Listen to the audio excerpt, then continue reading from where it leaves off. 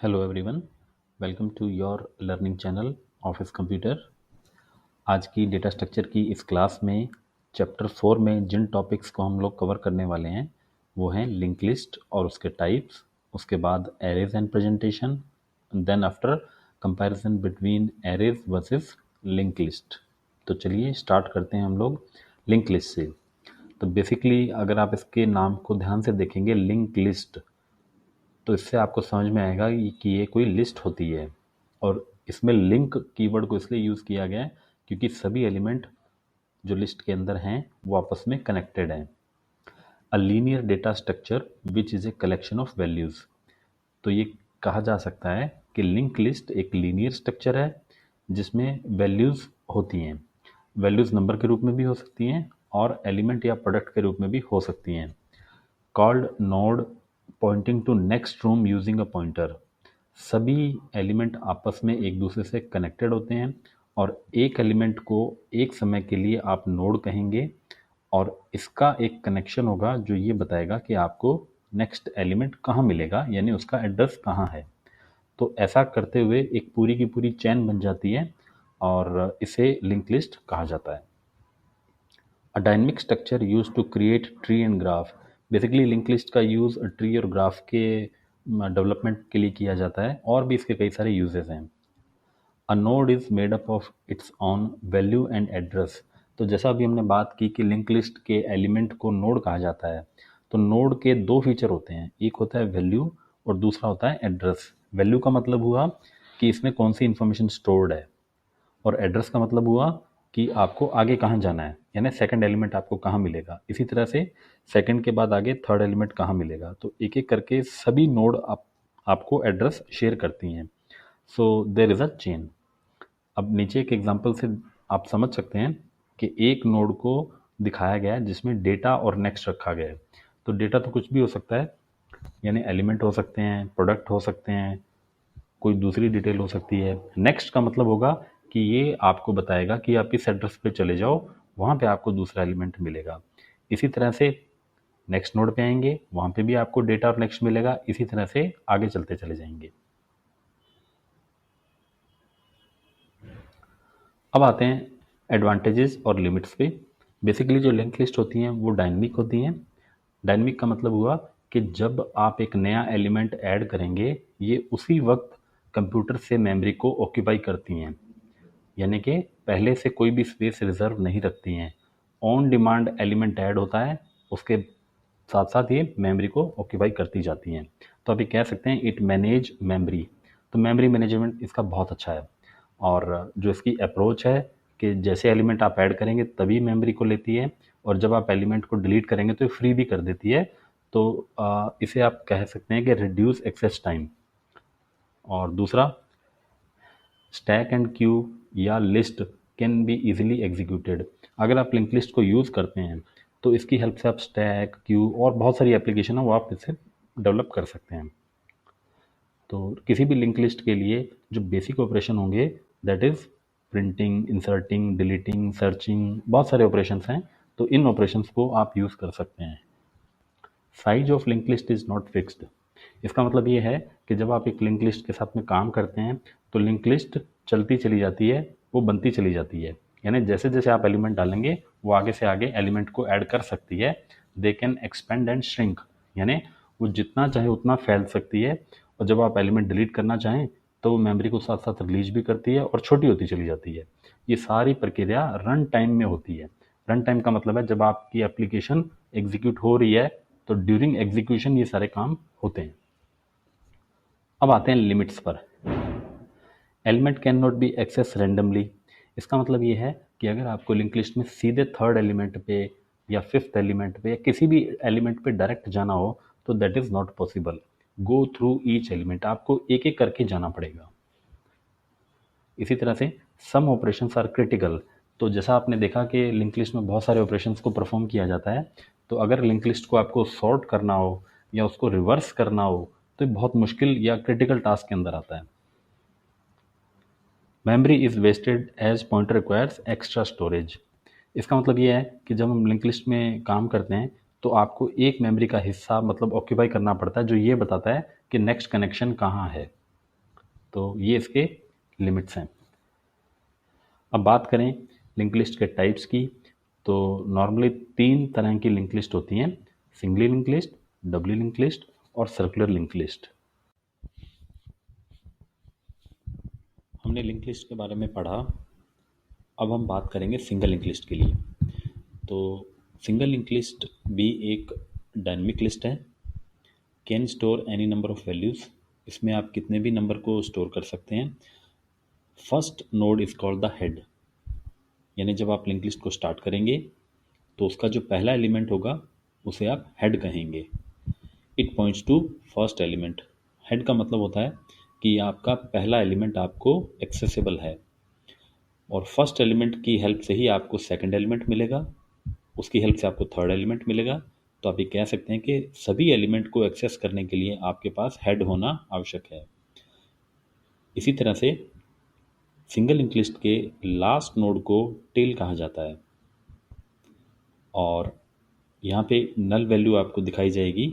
इसका मतलब हुआ कि लिंक लिस्ट एंड हो गई है, यानी एलिमेंट कितने हैं इसका पता नल तक पहुँचने में, काउंटिंग करने में जो समय लगेगा उससे आपको कैलकुलेट करना होगा।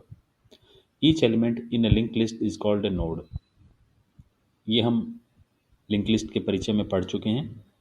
किसी भी लिंक लिस्ट के एलिमेंट को नोड कहा जाता है, और हम ये जानते हैं कि नोड के 2 हिस्से होते हैं, एक में इंफॉर्मेशन रखी जाती है और एक में एड्रेसेस सेव किए जाते हैं। सिंगल लिंक लिस्ट को आप यूनिडायरेक्शनल भी कह सकते हैं, क्योंकि ये हेड से टेल की ओर मूव करती है। It can be traverse in only one direction, क्योंकि इसे आप बैक नहीं कर सकते, तो आपको हेड से टेल की ओर आना पड़ेगा। लेकिन रिकर्शन की हेल्प से आप इसे रिवर्स कर सकते हैं, वो एक अलग टेक्निक है। Show the list of friends, subjects और फाइल्स और डिवाइसेस, तो इनकी हेल्प से आप एक लिंक लिस्ट के एग्जाम्पल को समझ सकते हैं। तो आइए इसे उदाहरण से हम समझते हैं। सबसे पहले आपको क्या करना होगा, 2 बॉक्स आप ड्रॉ कर लीजिए। एक का नाम इन्फो रखा जाएगा और दूसरे का नाम नेक्स्ट रखा जाएगा।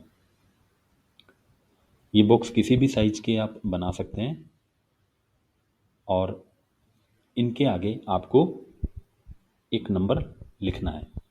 तो जैसा कि आप देख रहे हैं, हम लोगों ने 11, 12, 13 ऐसा करते हुए 21 तक हमने नंबरिंग की है। ये नंबर आप कुछ भी ले सकते हैं। तो इन्फो और नेक्स्ट, ये 2 बॉक्स बनाने के बाद आपको 2 पॉइंटर लेने होंगे। एक का नाम आप रखेंगे स्टार्ट और एक का नाम रखेंगे अवेलेबल। जो स्टार्ट पॉइंटर है ये आपको बताएगा कि आपकी लिस्ट शुरू कहाँ से हो रही है। ऐसा हरगिज आवश्यक नहीं है कि आप लिस्ट को शुरू से शुरू करें, आप लिस्ट को कहीं से भी स्टार्ट कर सकते हैं। इसके अलावा जो अवेल पॉइंटर है ये बताएगा कि आपकी लिस्ट में कौन कौन से रूम एम्प्टी हैं, कौन कौन सी नोड खाली रहेंगी। और नेक्स्ट के अंदर हम लोग सिर्फ एड्रेसेस को लिखेंगे। तो चलिए शुरू करते हैं। इस एग्जांपल में हमने कुछ एलिमेंट्स को फिल किया, जैसा कि आप देख रहे हैं। सबसे पहले हमने एप्पल लिखा, उसके बाद कुछ बॉक्सेस को हमने खाली छोड़ दिया, उसके बाद हमने मैंगो लिखा, फिर कुछ बॉक्सेस को खाली छोड़ा, फिर बनाना और ऑरेंज। ऐसा करते हुए हमने कुछ एलिमेंट्स इसमें सेव कर दिए। अब सबसे पहले हम स्टार्ट को देखते हैं। तो स्टार्ट को हम 15 पर ले जाकर के स्टॉप कर देंगे। तो इसका मतलब ये हुआ कि आपकी लिस्ट में बहुत से एलिमेंट हैं, लेकिन आपको लिस्ट 15 नंबर इंडेक्स से शुरू करनी है। और ऐसा इसलिए क्योंकि स्टार्ट ने आपको ये नंबर दिया है। तो चलिए शुरू करते हैं। तो सबसे पहले आपकी लिस्ट कहाँ से स्टार्ट हो रही है? मैंगो से। अब मैंगो आपकी लिस्ट का पहला एलिमेंट है, तो हमारी लिस्ट का दूसरा एलिमेंट कहाँ है और दूसरा एलिमेंट कौन है, इसका पता आपको नेक्स्ट बताएगा। तो आपको क्या करना होगा, मैंगो के सामने जो बॉक्स है उसके जो सामने नंबर लिखा हुआ है आपको उसे रीड करना है। तो चलिए मैंगो के सामने दिए गए नंबर को हम रीड करते हैं और यहाँ पे हाइलाइटर से दिखाया गया है ये नंबर 11 है। इसका मतलब आपका नेक्स्ट एलिमेंट रूम नंबर 11 में आपको मिलेगा। चलिए रूम नंबर 11 में या इंडेक्स नंबर 11 में चलते हैं। यहाँ आप देख सकते हैं कि आपको एलिमेंट एप्पल मिल रहा है। तो लिस्ट का पहला नंबर मैंगो और दूसरा एप्पल हुआ। एप्पल के सामने आपको रूम नंबर 18 लिखा हुआ दिखाई दे रहा है, तो आपको 18 में जाना होगा। यहाँ से आपको पता लगेगा कि आपकी लिस्ट का तीसरा एलिमेंट या तीसरा प्रोडक्ट बनाना है। इसके सामने इंडेक्स 20 लिखा हुआ है, तो आप 20 में चले जाइए। यहाँ पे ऑरेंज लिखा है और ऑरेंज के सामने क्रॉस लगा हुआ है, इसका मतलब नल, यानी कि लिस्ट खत्म हो गई है। तो उम्मीद है आपको ये पूरी प्रोसेसिंग समझ में आ गई होगी। आप स्टार्ट से फिर उसके सामने लिखे गए नंबर से एक एक करते हुए हर नोड को आप एक्सेस करते हैं और जहाँ नल आ जाता है वहाँ हम स्टॉप हो जाते हैं। तो अगर हमें एलिमेंट्स को प्रिंट करना होगा तो हम इस तरह से एलिमेंट को एक्सेस करके प्रिंट कर सकते हैं। इसी तरह से अब हम बात करेंगे कि हमारी लिस्ट में कौन कौन से रूम्स हैं जो अवेलेबल हैं। तो अवेलेबल के लिए हमने पॉइंटर चूज़ किया 12। तो यहाँ से आपको पता लगेगा आपकी लिस्ट में सबसे पहला जो फ्री इंडेक्स है या जो रूम है वो 12 नंबर है।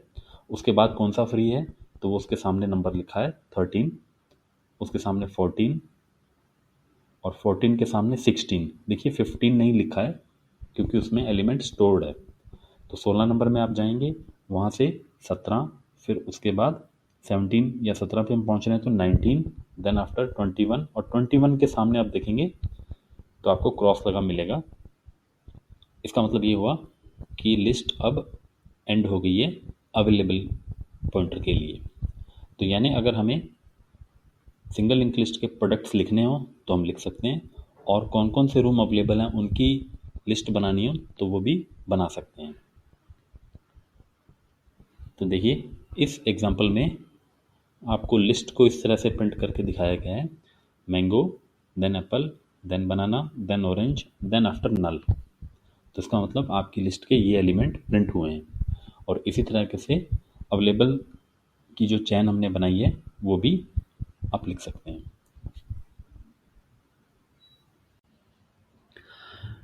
लिंक लिस्ट में सिंगल लिंक लिस्ट के बाद दूसरा टाइप आता है सर्कुलर लिंक लिस्ट। इसका नाम सर्कुलर इसलिए रखा गया है क्योंकि ये लिस्ट एक सर्कल बनाती है।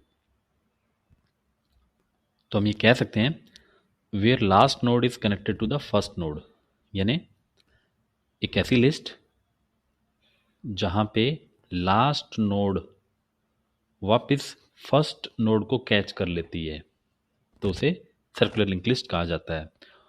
तो ऑब्वियस सी बात है there is no null at the end, क्योंकि अगर नल आ जाएगा तो फिर सर्कल नहीं बन पाएगा। तो जहाँ पे भी लिस्ट आपकी एंड हो रही है उसका जो लास्ट नोड होगा, लास्ट एलिमेंट होगा, वो वापस से फर्स्ट नोड पे आ जाएगा और इससे पता लग जाएगा कि लिस्ट एंड हो चुकी है। We just need to stop when the first visited node is visited again, यानी आप पहले एलिमेंट से आपने स्टार्ट किया और चलते चले गए, लास्ट नोड के बाद वापस से फर्स्ट एलिमेंट आ जाता है तो हम समझ जाते हैं कि सर्कुलर लिंक लिस्ट एंड हो चुकी है। आइए इसे एक उदाहरण से समझते हैं। जैसा कि आप जानते हैं कि हर लिंक लिस्ट के अंदर नोड के दो हिस्से होते हैं, पहला इन्फॉर्मेशन और दूसरा एड्रेस। तो आप देख रहे हैं आपके सामने 5 नोड हैं और स्टार्ट करने के लिए हमें हेड दिया जाता है, जिससे हमें पता लगता है कि लिस्ट स्टार्ट कहाँ से हो रही है। ओके, तो सबसे पहले हम फर्स्ट नोड पे आते हैं। इसकी इन्फॉर्मेशन है 2 और इसका पॉइंटर हमें आगे लेके जा रहा है 5 पे, देन 7, देन 8, देन 10। तो आप देख रहे हैं इसके आगे नल नहीं है, ये वापस से 2 इन्फॉर्मेशन पे वापस आ गया है, यानी कि फर्स्ट नोड पे वापस आ गया है ये। तो यहाँ से आप समझ सकते हैं कि ऐसी लिंक लिस्ट जिसमें नल नहीं होता और लास्ट नोड वापस से फर्स्ट नोड को कैच करती है उसे सर्कुलर लिंक लिस्ट कहा जाता है। अब आते हैं लिंक लिस्ट के तीसरे टाइप, यानी डबली लिंक लिस्ट पे। इसका नाम डबली या टू वे लिंक लिस्ट इसलिए रखा गया है क्योंकि इसके अंदर दो पॉइंटर होते हैं। जैसा कि आपने पिछले एग्जाम्पल में देखा, सिंगल लिंक लिस्ट में एक पॉइंटर होता है जो आपको आगे की ओर लेके जाता है, सर्कुलर लिंक लिस्ट में भी एक पॉइंटर होता है जो आपको आगे की ओर लेके जाता है। लेकिन डबली लिंक लिस्ट में हर नोड के पास दो दो कनेक्शन है, दो दो पॉइंटर हैं। So you can say it contains an extra pointer. तो एक पॉइंटर तो सबके पास ही है, दूसरा पॉइंटर इसमें एक्स्ट्रा आ जाता है जिसे आप प्रीवियस या बैक कह सकते हैं। तो नेक्स्ट पॉइंटर तो रहेगा ही, साथ में एक पॉइंटर एक्स्ट्रा और मिल गया है। So finally you can say it contains to null, यानी डबली लिंक लिस्ट एक ऐसी लिंक लिस्ट है जिसके अंदर दो नल पाए जाते हैं। तो पहला नल आपको मिलेगा प्रीवियस में और दूसरा नल मिलेगा नेक्स्ट में। अब आप इसे समझिए कि ये प्रीवियस में नल कैसे मिलेगा। तो जब आप लिंक लिस्ट को स्टार्ट करते हैं, पहले नोड पे आप पहुंचेंगे तो उसका प्रीवियस क्या होगा, यानी फर्स्ट एलिमेंट का प्रीवियस कनेक्शन क्या होगा, नल, क्योंकि वो ओरिजिन नहीं है। इसी तरह से जब आप लिस्ट के एंड में पहुंच जाएंगे, लास्ट नोड पे पहुंच जाएंगे, तो नेक्स्ट कहाँ मिलेगा आपको, क्योंकि लिस्ट एंड हो चुकी है, नेक्स्ट आपको नहीं मिलेगा, तो वहाँ पे आपको नल मिलेगा। तो कहने का मतलब है कि डबली लिंक लिस्ट में या टू वे लिंक लिस्ट में दो नल होते हैं। एक नल तो हम सबको पता है कि लिस्ट एंड हो जाती है तो वहाँ पे आपको आगे की तरफ नल दिखता है, लेकिन डबली लिंक लिस्ट में पहला नल कहाँ होगा, फर्स्ट एलिमेंट से भी पहले, क्योंकि वहाँ पे कोई ओरिजिन नहीं है। तो ये डबली लिंक लिस्ट है।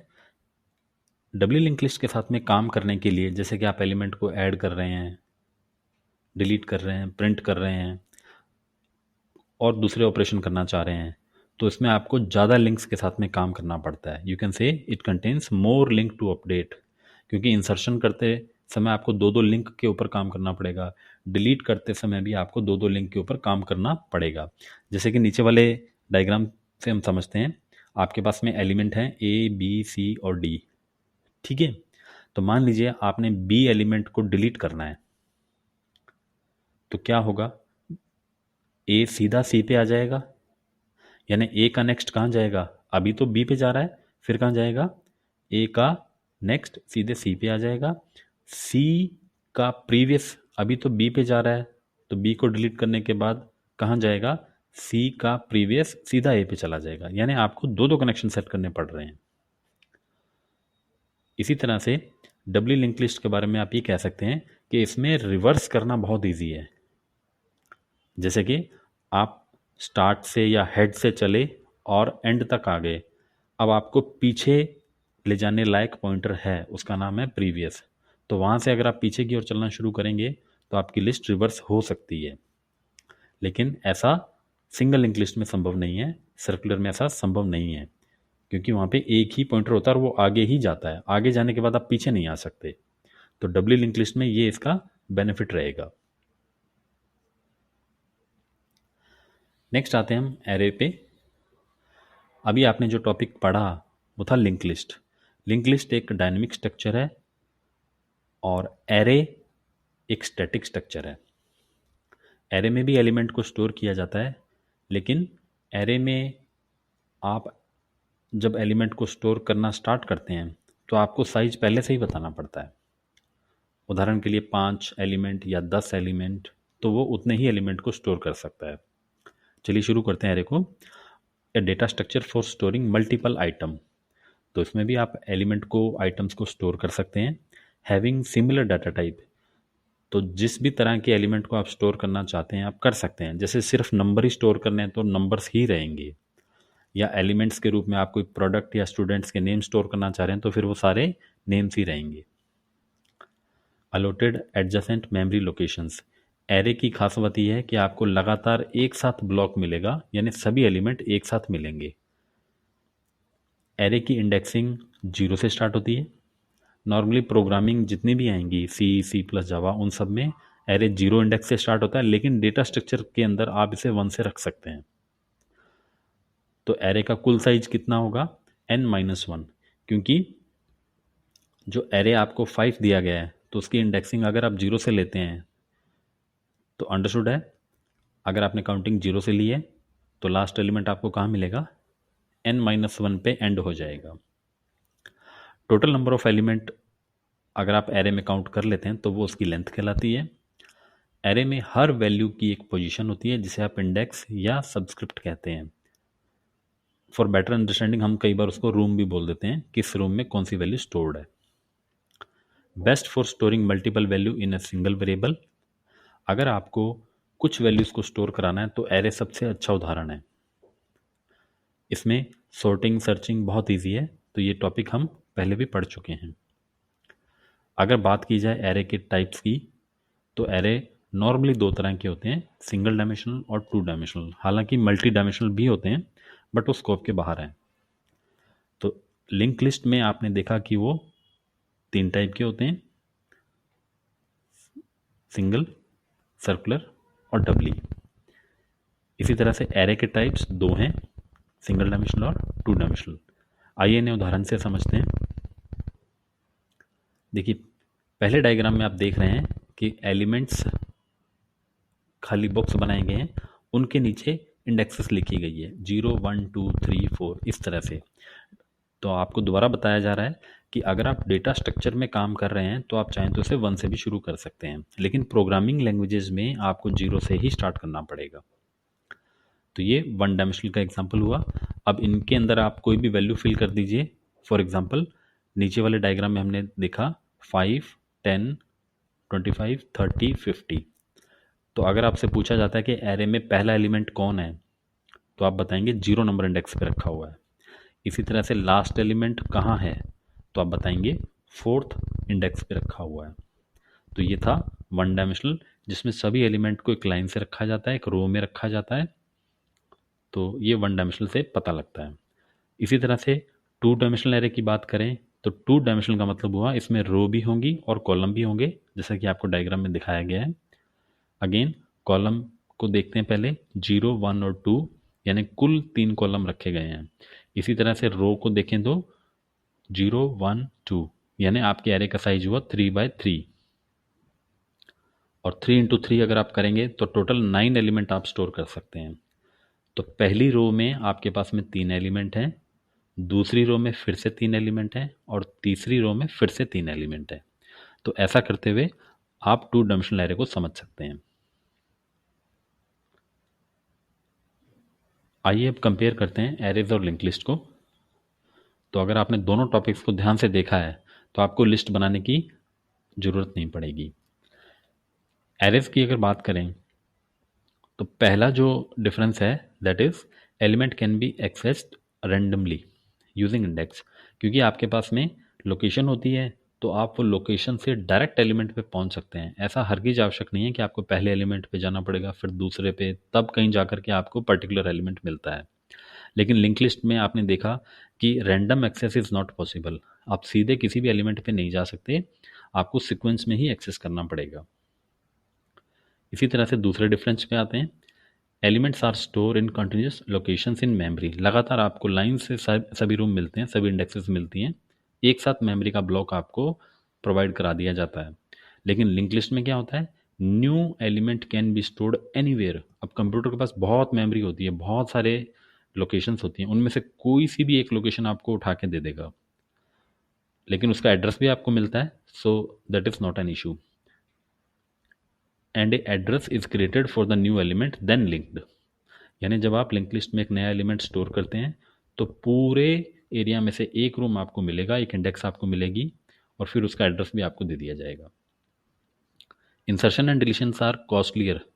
एरे में अगर आपको इंसर्ट डिलीट करना हो तो थोड़ा कॉस्टली या कॉम्प्लेक्स पड़ता है, because memory locations are consecutive and fixed. लेकिन लिंक लिस्ट की बात करें तो बहुत फास्ट और इजी ऑपरेशन होता है इसमें।